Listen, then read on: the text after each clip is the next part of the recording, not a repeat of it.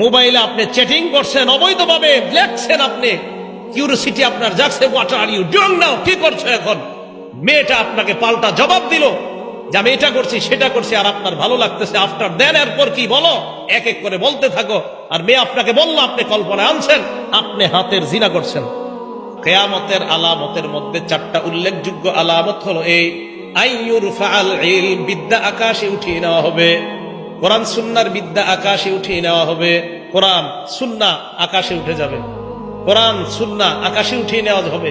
এজন্য এই যুগে আমি আপনি খুব বেশি দোয়া করা, আল্লাহ কোরআন সুন্নাহ তো আকাশে চলে যাচ্ছে, মাবুদ হেদায়েতের উপর যেন আল্লাহ থাকতে পারি, আপনি তৌফিক দান করেন। 2 নাম্বার, ওয়াসবুতাল জাহলু, মূর্খতা সমাজের মধ্যে ছড়ায় পড়বে। এত মূর্খতা ছড়ায় পড়বে, আরেক হাদিসে নবীজি বলেন, ইন্নাল্লাহা লা ইয়াকবিজুল ইলমা ইনতিজাআ, আল্লাহ পাক রব্বুল আলামিন এই বিদ্যা, কোরআন সুন্নাহর বিদ্যা একবারে উঠিয়ে নেবে না, ইয়ানতাজিউহু মিনাল ইবাদ, আমার আপনার থেকে একবারে আল্লাহ উঠিয়ে নেবে না। ওয়ালাকিন ইয়াকবিজুল ইলমা বিকবজিল উলামা, আল্লাহ এই এলেম উঠিয়ে নিবে আলেমদেরকে উঠিয়ে নেওয়ার মাধ্যমে। আলেম উঠায়া নিবে, তাদের মাধ্যমে এই এলেম আল্লাহ উঠায়া নিবে। বলেন গত 2 বছরে আমাদের দেশে আলেম কম মারা গেছে না অনেক বেশি মারা গেছে? এটা আমাদের জন্য কিন্তু খুব চিন্তার বিষয়। উলামায়ে কেরাম, আল্লামা আহমদ শফী রহমতুল্লাহ আলাই থেকে নিয়ে আল্লামা হাফেজ জুনায়েদ বাবনগরী রহমতুল্লাহ আলাই সহ, আল্লামা নুর হুসাইন কাসিমি রহমতুল্লাহ আলাই সহ কত বড় বড় উলামায়ে কেরাম, মুফতি ওয়াক্কাস সাহেব রহমতুল্লাহ আলাই সহ, তো এই যে যাদের নাম এখন মনে আসতেছে না সবার, এই বড় বড় উলামায়ে কেরামকে উঠিয়ে নেওয়া, আল্লাহ এলেম উঠিয়ে নিয়ে, এই এলেম উঠিয়ে নিলে আপনি যতই বলেন, আমাকে যতই বুঝানোর চেষ্টা করেন, হুজুর আপনারা হিংসা করেন, অমুককে হিংসা করেন, তমুককে হিংসা করেন চেয়ারে বসলে, না না হিংসা করি না, বিশ্বাস করেন এলেম উঠে যাচ্ছে বলে যাকে তাকে আপনি চেয়ারে বসায় দিচ্ছেন। নবীজি বলেন, হাত্তা ইজা লাম ইউবকি আলিমান, যখন আর আলেম খুঁজে পাবেন না, তখন ইত্তাখাযান নাসু রুউসান জুহালা, জাহেলদেরকে আপনি ধর্মীয় নেতা বানাবেন, বানানোর পর এখানে বসাবেন, বসানোর পর ফাসতাফতাও, প্রশ্ন করবেন, ফতুয়া জিজ্ঞাসা করবেন, ফাফতাও বিগাইরি ইলমিন, ওই জাহেল এখানে বসে ফতুয়া দিয়ে দিবে। ফতুয়া দেওয়ার পর ফাদাল্লু ওয়া আদাল্লু, নিজে পথভ্রষ্ট হবে, সবাইকে পথভ্রষ্ট করবে। এখন এই হাদিস আপনি কোথায় রাখবেন বলেন? এই হাদিসটা বললে বলে আলেমরা হিংসা করে, এই কথা আপনি কেন বলেন? তা হাদিস কেটে দেন, মুসলিম শরীফ থেকে হাদিস কেটে দেন। এটা হিংসা না, মনে রাখবেন। অযোগ্যরা চেয়ারের মধ্যে বসা মানি এলেম দুনিয়া থেকে বিদায় নিচ্ছে। তাই আপনি অযোগ্য কাউকে, কোরআন শুদ্ধ না, হাদিস শুদ্ধ না, একটা আয়াত সুন্দর মতো পড়তে পারে না, হাদিসের একটা ইবারত দিলে দাঁত 34টা ভাঙ্গার সম্ভাবনা, তাকে আপনি যদি আপনি দেন যে না আমি আপনাকে ফতুয়া দেওয়ার জন্য বানাইলাম, সেখানে সে বসে তখন বলবে সিনামাজে জায়েজ নাই, এটা কোরআনের কোন আয়াতে আছে? তখন এইখানে এটা বসে বলবে হুজুররা বলে গান বাজনা জায়েজ নাই, এটা কোরআনের কোন আয়াতে আছে? বলবে কেন? আল্লাহ এলেম উঠায় নিবে, মূর্খতা ছড়ায় পড়বে। তখন মূর্খ এখানে বৈশা অন্য মূর্খদেরকে শিখাবে, বাস মূর্খ মূর্খ মূর্খ। আল্লাহ আমাদেরকে হেফাজত করেন। বুখারীর 80 নম্বর হাদিস বলতেছে, 1 নাম্বার এলেম উঠিয়ে নেওয়া হবে, 2 নাম্বার মূর্খতা ছড়ায় পড়বে, 3 নাম্বার ওয়ায়ুশরাবাল খাম, মদ পান বৃদ্ধি পাবে, মাদকের জয় জয়কর অবস্থা হবে, মদ পান বৃদ্ধি পাবে। হাদিসের মধ্যে আসছে 4 শ্রেণীকে জান্নাত না দেওয়াই আল্লাহর হক। এর মধ্যে একজন মুদমিনুল খাম, যে ব্যক্তি মদ পান অবস্থায় মারা যায়, তারে জান্নাত না দেওয়াটাই আল্লাহর হক। কিছুদিন আগে আমাদের দেশে ভয়ঙ্কর অনুষ্ঠান হয়েছে, সেখানে ভয়ঙ্কর ভাবে মদ পান করা হয়েছে। আল্লাহ আমাদেরকে হেফাজত করেন। 4 নাম্বার ওয়াজহারুজ জিনা, জিনা সমাজের মধ্যে ব্যাপকভাবে ছড়িয়ে পড়বে। বলেন তো কি ছড়িয়ে পড়বে? জিনা প্রত্যেকের ঘরে ঘরে প্রতিনিয়ত হচ্ছে। প্রত্যেকের ঘরে ঘরে প্রতিনিয়ত জিনা হচ্ছে। দলিল বুখারী শরীফের 6612 নম্বর হাদিস। ক্বালা রাসূলুল্লাহ সাল্লাল্লাহু আলাইহি ওয়াসাল্লাম, আল্লাহ নবী বলেন, ইন্নাল্লাহা কাতাবা আলা ইবনি আদম হাজ্জাহু মিনাজ জিনা, আমাকে, ওনাকে, আলেমকে, আপনাদেরকে সবাইকে আল্লাহ জিনা নামক পরীক্ষা দ্বারা পরীক্ষা নিবে। সবাইকে, এই হাদিসে সবাই অন্তর্ভুক্ত। জিনার পরীক্ষা দিয়া সবাইকে আল্লাহ পরীক্ষা করবে। নবী বলেন, আদ্রাকা যালিকালা মুহালাতা, এই পরীক্ষা আমার উম্মতের সবাই পড়বে, কোনো সন্দেহ নাই। এবার বলতে পারেন হুজুর কি বলেন আপনি, আমরা তো অনেকেই জিনা করি না। এবার দেখেন জিনা করেন কিনা। নবী বলেন, ফাজিনাল আইনি আন্নাস, চোখের জিনা হলো দেখা। চোখের জিনা এবার আপনি রাস্তা দিয়ে হাঁটতেছেন, আমি মনে করেন আমি একজন আলেম, আমি রাস্তা দিয়ে হাঁটতেছি, আমি একটা নারীর দিকে তাকাইলাম, তাকানোর পর সূরা নূরের 30 নম্বর আয়াতে আল্লাহ কয়, এই হুজুর নিচে তাকাও, কুল্লিল মুমিনিনা ইয়াগুদ্দু মিন আবসারিহিম, নবী আপনি ঈমানদারকে বলেন তারা যেন নজর নিচের দিকে রাখে। এখন আমরা নজর নিচে নিলাম, দেখেন একটা অবৈধভাবে কোন নারীর উপর নজর পড়ছে, আমরা নজর নিচে নিলাম। এবার শয়তান কয় নজর উপরে উঠাও উঠাও। আলীকে আল্লাহ রাসূল বলে, ইয়া আলী লা তুতবি'ন নাজরাতান নাজরা, আলী একবার নজর পড়ার পর দ্বিতীয়বার নজর দিও না। ফা ইন্না লাকাল উলা ওয়া লাইসাত লাকাল আখিরা, প্রথমবার মাফ, দ্বিতীয়বার মাফ না। এবার আপনি শয়তান বারবার কয় তাকাও, আপনি তাকান না, ঠিক আছে, হ্যাঁ আপনি যদি তাকান আবার ইস্তাশরাফাহা শয়তান, শয়তান আপনার সামনে একটা কালো মেয়েও যদি বোরকা ছাড়া পর্দা ছাড়া হাঁটে, এই মেয়েটাকে আপনার চোখে মোহনীয় করে আপনার সামনে উপস্থাপন করবে। এটা নবীজি হাদিসে বলছে। এক নাম্বার চোখের জিনা দেখা। এখন দেখেন আপনি দেখলেন ওয়াজিনাল লিসান আল মান্তিক, মুখের জিনা, কথা বলা। অপরিচিত রং নাম্বারে একটা মেয়ের সাথে আপনি কথা বললেন, আপনারা হয়তো এরকম হয় না, যে জায়গায় হয় এটা বলতেছে, সম্ভবত আপনাদের জীবনে এগুলো ঘটেই নেই। রং নাম্বারে একটা মেয়ের সাথে কারো কথা হইল, কথা হওয়ার পর এবার দেখেন রাতের বেলা বিছানায় শুয়ে চিন্তা করতেছে, মেয়েটা না জানি দেখতে কেমন, আহারে তার চোখ কেমন, তাকে না জানি দেখতে কেমন। ঠিক এরকম কল্পনা হতে পারে কিনা? নবীজি বলেন ওয়ান নাফসু তামান্না ওয়া তাশতাহি, মন কল্পনা করবে, এটা মনের জিনা। চোখের জিনা, বলার জিনা, কানের জিনা করলেন শোনার পর, এই যে যা শুনলেন কানের জিনা।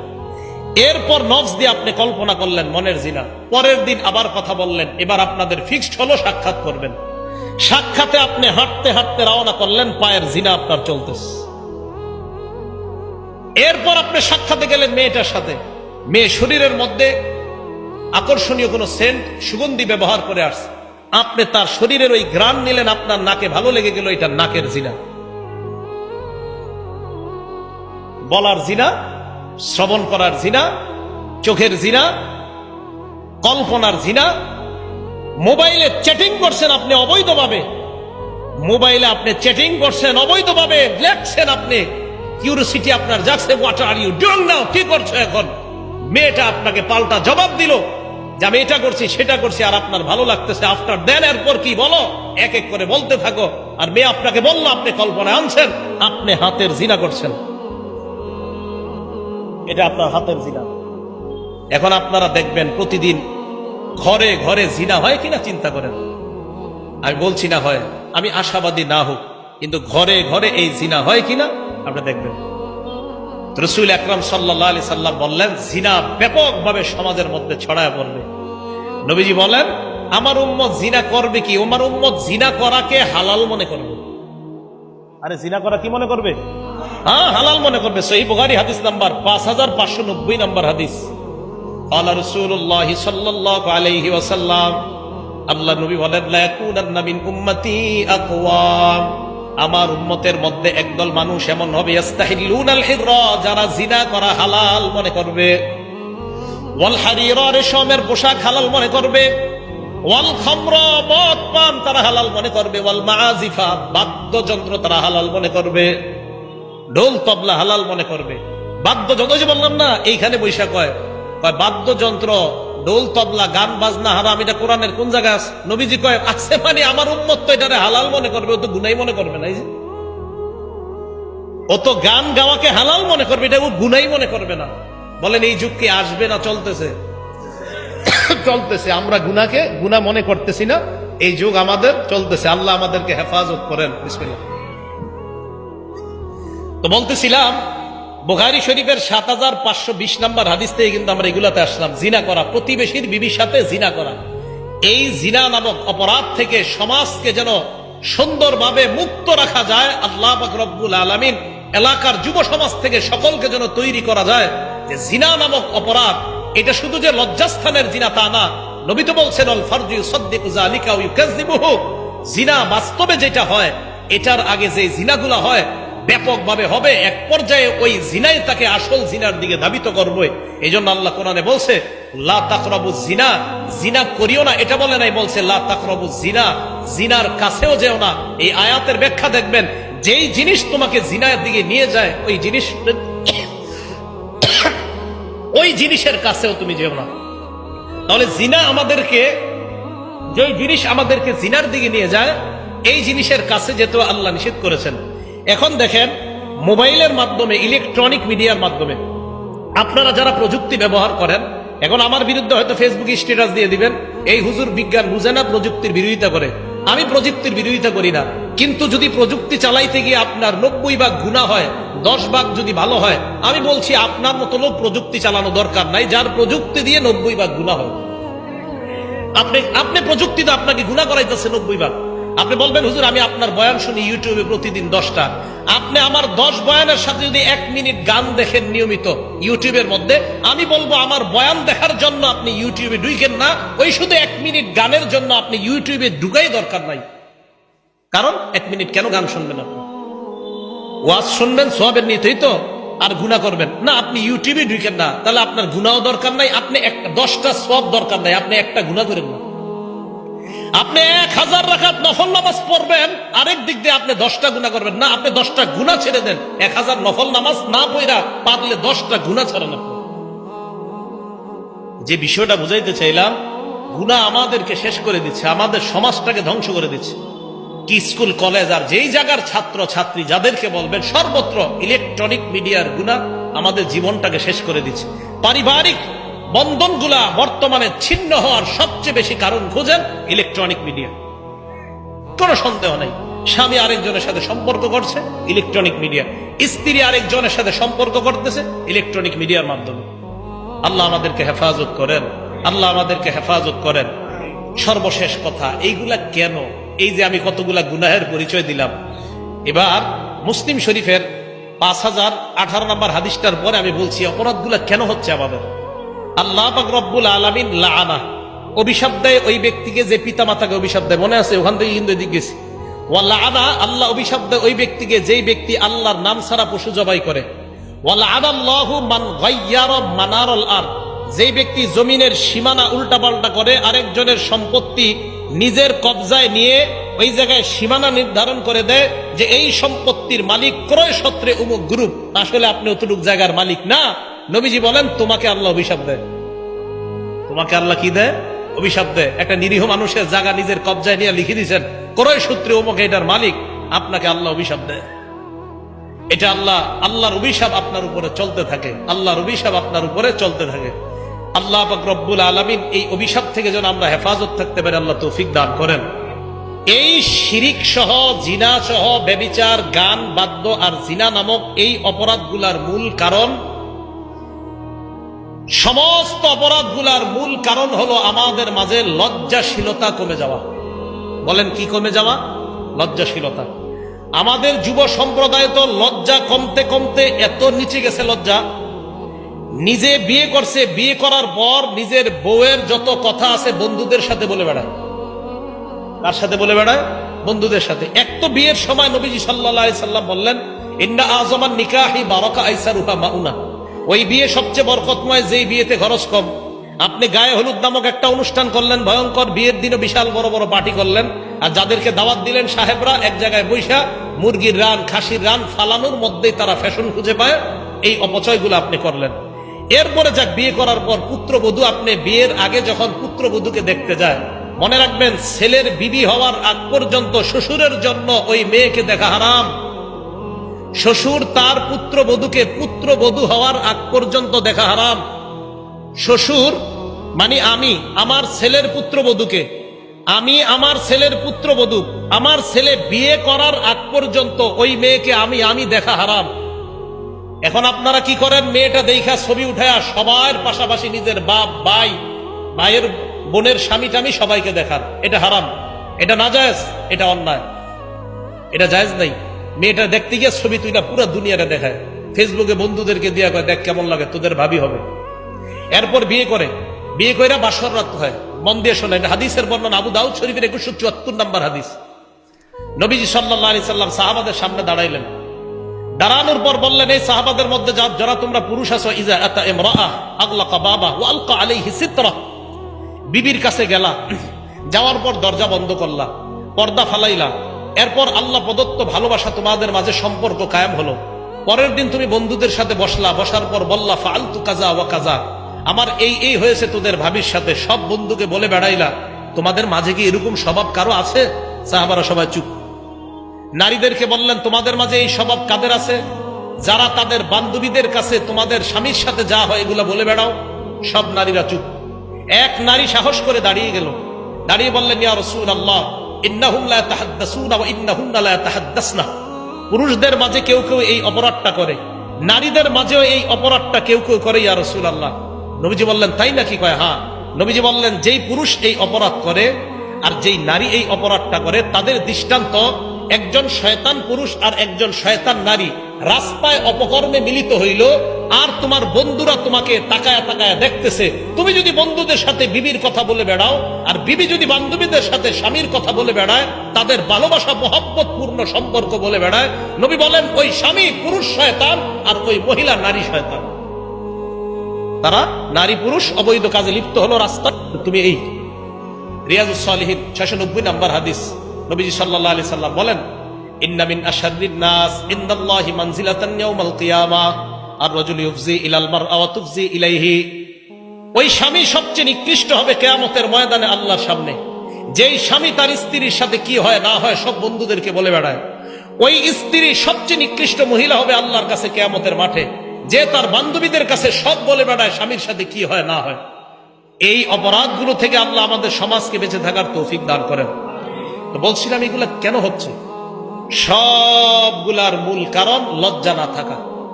বলেন তো সবাই কি না থাকা? আমি বারে বারে এই কথা বলি, সবগুলার মূল কারণ লজ্জা না থাকা। খুব সংক্ষেপে শুনবেন, যদি পারেন মুখস্থ করে নেবেন, ঘরের মধ্যে কিছু কিছু পারলে টানায় রাখবেন। এক, লজ্জা এমন একটা জিনিস, নবীজি সাল্লাল্লাহু আলাইহি সাল্লাম লজ্জার ব্যাপারে অনেকগুলো হাদিস বলছেন। একজন তাবী ওয়াহাব ইবনে মুনাব্বিহ তিনি বলেন আল ঈমান ও রিয়ান, ঈমান জিনিসটা একটা খোলা জিনিস, খোলা। লিবাসুহু আত-তাকওয়া, ঈমানের পোশাক হলো আল্লাহকে ভয় করা। সুবহানাল্লাহ। ওয়া জিনাতুহু আল হায়া, ঈমানের সৌন্দর্য হলো লজ্জা। ঈমানের পোশাক তাকওয়া, ঈমানের সৌন্দর্য লজ্জা। দুই নাম্বার শুনেন, মান কাসাহুল হায়া সাওবা। আমি পাঞ্জাবি পরছি, আমার শরীরটা আপনারা কিন্তু দেখতেছেন না। যেই ব্যক্তির লজ্জার পোশাক পরে লাম ইয়ারান নাস আইবা, এই ব্যক্তির দোষ ত্রুটি তত বেশি মানুষের থেকে আড়াল থাকে, আল্লাহ হেফাজত করে। তিন নাম্বার, আমার সাথে বলেন, বলেন তো স্বতন্ত্র বৈশিষ্ট্য। বলেন সবাই, বলেন স্বতন্ত্র বৈশিষ্ট্য। এখন আমার সাথে বলেন, আমাদের স্বতন্ত্র বৈশিষ্ট্য হলো লজ্জা। আরো জোরে বলেন, আমাদের স্বতন্ত্র বৈশিষ্ট্য হলো লজ্জা। ইবনে মাজাহ হাদিস নাম্বার 4181 নম্বর হাদিস। ক্বালা রাসূলুল্লাহ সাল্লাল্লাহু আলাইহি ওয়াসাল্লাম, আল্লাহ নবী বলেন ইন্না লিকুল্লি দীনিন খুলুকা ওয়া খুলুকুল ইসলামি আল হায়া। নবীজি বলেন প্রত্যেকটা ধর্মের স্বতন্ত্র একটা বৈশিষ্ট্য আছে, ইসলামের স্বতন্ত্র বৈশিষ্ট্য হলো লজ্জা। সুবহানাল্লাহ। যার মাঝে লজ্জাশীলতা যত বেশি, তার মাঝে ইসলামের স্বতন্ত্র বৈশিষ্ট্য তত বেশি। চার নাম্বার, লজ্জা ঈমানের অঙ্গ। বলেন লজ্জা ঈমানের অঙ্গ। আপনার লজ্জা যত কম হবে বুঝতে হবে আপনার ঈমানের পাওয়ার তত কম। লজ্জা ঈমানের অঙ্গ। মুসলিম শরীফ হাদিস নাম্বার 59 নম্বর হাদিস, মোট হাদিস সংখ্যা হবে 7453। এই হাদিসের মধ্যে রাসূল করিম সাল্লাল্লাহু আলাইহি সাল্লাম বলেন আল হায়াউ শুবাতুম মিনাল ঈমান, লজ্জা ঈমানের অঙ্গ। পুরা হাদিসটা আল ঈমানু বিদউ ওয়া সাবউনা আও বিদউ ওয়া সিত্তুনা শুবা। নবীজি সাল্লাল্লাহু আলাইহি সাল্লাম বলেন ঈমানের 70টা শাখা অথবা 60টা শাখা। ফাআফজালুহা কাউলু লা ইলাহা ইল্লাল্লাহ, ঈমানের শ্রেষ্ঠ শাখা হলো লা ইলাহা ইল্লাল্লাহ। ওয়া আদনাহা ইমাতাতুল আযা আনিত তরিক, ঈমানের সর্বনিম্ন শাখা হলো রাস্তা থেকে কষ্টদায়ক বস্তু সরায় দেওয়া। এই আমলটা করেন সবাই? হ্যাঁ করেন। বুখারী শরীফের 52 নম্বর হাদিস, তাহলে শুনেন, যারা না করেন আজকে থেকে করবেন। নবীজি বলেন বাইনামা রাজুলুন ইয়ামশি বিতরিক, আমার কোন উম্মত রাস্তা দিয়ে হাঁটতেছে, আজকে এই মাহফিল থেকে বের হয়ে রাস্তা দিয়ে হাঁটতেছেন, হাঁটার সময় ওয়াজাদা গুসনা শাওকিন আলাত তরিক, একটা কষ্টদায়ক ইট পাইছেন, ইটের টুকরা, কলার সিলকা, একটা সুই পাইছেন, একটা কাটা পাইছেন, এটা আপনি রাস্তা থেকে সরায়া দিয়েছেন। ফাআখারা, আপনি সরায়া দিয়েছেন। নবীজি বলেন শাকারাল্লাহু লা ওয়া গফারা লা, ওই মুহূর্তে আল্লাহ আপনার উপর সন্তুষ্ট হয়ে আগের সব গুনাহ মাফ করে দেন। এই হাদিসের শেষে নবীজি বলেন ওয়াল হায়াউ শুবাতুম মিনাল ঈমান, লজ্জা ঈমানের অঙ্গ। আজকে থেকে মনে রাখবেন আমার ঈমানের অঙ্গ হলো লজ্জা। আমার এই লজ্জা যত পাওয়ার বাড়বে আমার ঈমানের অঙ্গের পাওয়ার তত বেশি। লজ্জার পাওয়ার যত কম, আমার ইমানের অঙ্গের পাওয়ার তত কম, তত বেশি সিনেমা হলে যাবেন, তত বেশি সিনেমা নাটক দেখবেন, কারণ আপনার পাওয়ার কম। 5 নাম্বার, এইদিকে তাকান, আমার দিকে, এই 2 আঙ্গুলের দিকে তাকান। বলেন 2 আঙ্গুলের দিকে তাকায় এবার বলেন তো একসাথে আছে না আলাদা? এবার তাকান। এটার নাম ঈমান, এটার নাম লজ্জা। কিতাবের নাম আল জামিউস সগীর, হাদিস নাম্বার 1959 নাম্বার হাদিস, 1959। নবীজি বলেন, ইন্নাল ঈমান ওয়াল হায়া কুরিনা জামিআ। শোনো উম্মত, ঈমান আর লজ্জা এইভাবে থাকবে, ঈমান আর লজ্জা এইভাবে থাকবে। বলেন তো ঈমান আর লজ্জা এখন আমার দিকে তাকায় বলেন একসাথে আছে না আলাদা? এখন দেখেন তো, নবীজি বলেন, ফাইজা রুফিয়া আহাদুহুমা, লজ্জা যদি উঠে যায়, রুফিয়াল আখর, আরেকটা অটোমেটিক চলে যায়। লজ্জা যত কমবে আপনার ঈমান তত কমবে। এই জন্য মনে রাখবেন, যে যত বেশি সিনেমা দেখে, আপনাদের মাঝে নাটক দেখে, গান শুনে, তার লজ্জা তত বেশি কম। এই জন্য সে তত বেশি গুনাহ করে। 6 নাম্বার, এবার দেখেন 3 আঙ্গুল, এটার নাম লজ্জা, এটার নাম ঈমান, এটার নাম জান্নাত। কিতাবের নাম তিরমিজি শরীফ, 2009 নাম্বার হাদিস। নবীজি বলেন, আল হায়াউ মিনাল ঈমান ওয়াল ঈমানু ফিল জান্নাহ। যার লজ্জা যত বাড়বে তার ঈমান তত বাড়বে, সে তত দ্রুত জান্নাতি হবে। এই হাদিসে নবীজি বলেন, আল বাযাউ মিনাল জাফা ওয়াল জাফাউ ফিন নার। নির্লজ্জতা যার যত বেশি, সে তত দ্রুত জাহান্নামী হবে। আল্লাহ হেফাজত করেন। আল জামিউস সগীর হাদিস নাম্বার 1662 নাম্বার হাদিস। এই হাদিসের মধ্যে নবীজি বলেন, ইন্নাল্লাহা ইউহিব্বুল হাইয়াল আফিফাল মুতাআফফিফা। যে ব্যক্তি লাজুক, যত বেশি লজ্জাশীল, আল্লাহ পাক রব্বুল আলামিন তাকে ভালোবাসেন। 8 নাম্বার, আপনাদের ঘরের নারী পুরুষ, আপনার ছেলে মেয়ে যত বেশি লজ্জা আপনাদের। নবীজি বলেন, বুখারী শরীফ 6117 নাম্বার হাদিস।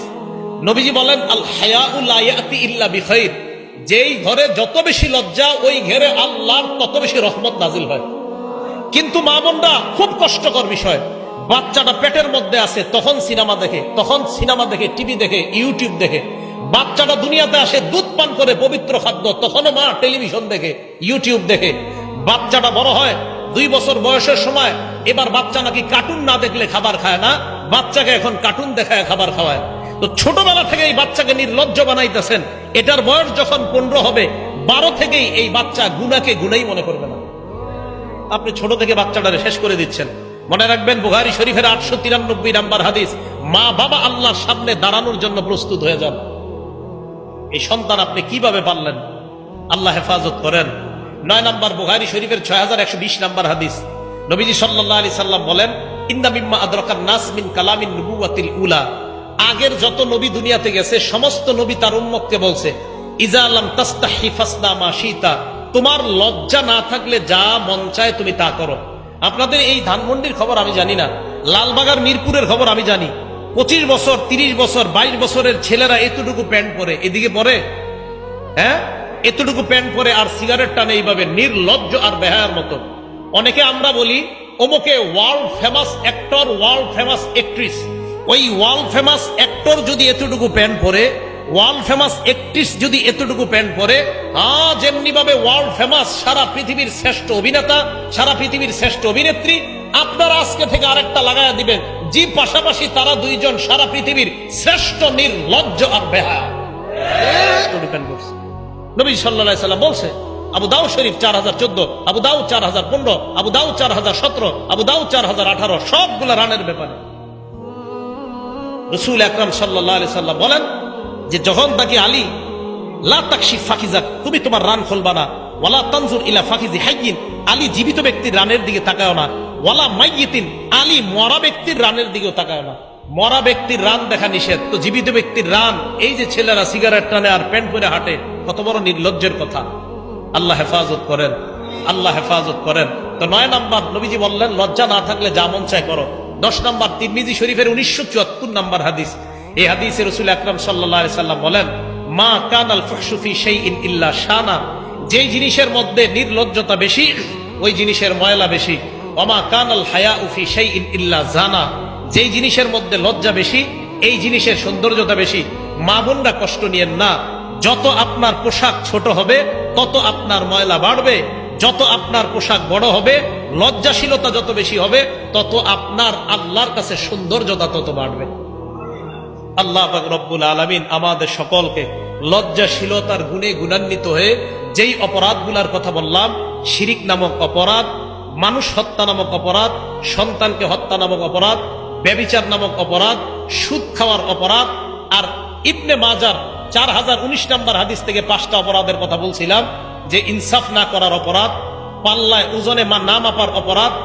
এই অপরাধের কারণে কি কি গজব দুনিয়াতে আসে, আল্লাহ পাক রব্বুল আলামিন এই অপরাধগুলো থেকে যেন আমরা বেঁচে থাকতে পারি, আল্লাহ তৌফিক দান করেন। আমিন। ওয়া আখিরু দাওয়ানা আনিল হামদুলিল্লাহি রাব্বিল আলামিন। আসসালামু আলাইকুম ওয়া রাহমাতুল্লাহি ওয়া বারাকাতুহু।